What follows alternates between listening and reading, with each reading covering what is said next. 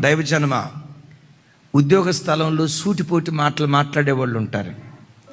ఈ ఉద్యోగం కానీ ఆ ఉద్యోగం, ఆడకెళ్ళిన తర్వాత కూడా సూటిపోటి మాటలు మాట్లాడే వాళ్ళు ఉంటారు.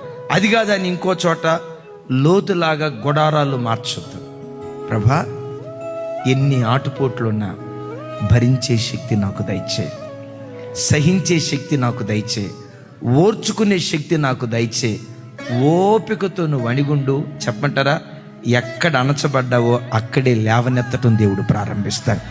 భర్త ఉన్మాది అయ్యాడా, పర్వాలేదురా తల్లి, అణిగుండు.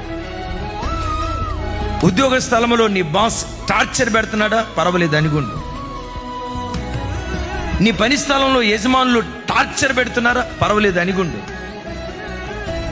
ఎక్కడ అణచబడ్డావో, ఎక్కడ దాసిగా బ్రతికేవో, ఎక్కడ దాసుడిగా బ్రతికేవో నమ్ము, అక్కడే రాగల కాలంలో యజమానుడిగా దేవుడు నిన్ను నిలవబెడతాడు.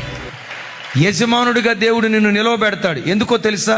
తృణీకరించబడిన చోటే మూలకు తలరాళ్ళుగా మనలను మార్చే శక్తివంతుడగు దేవుడు ఆయన.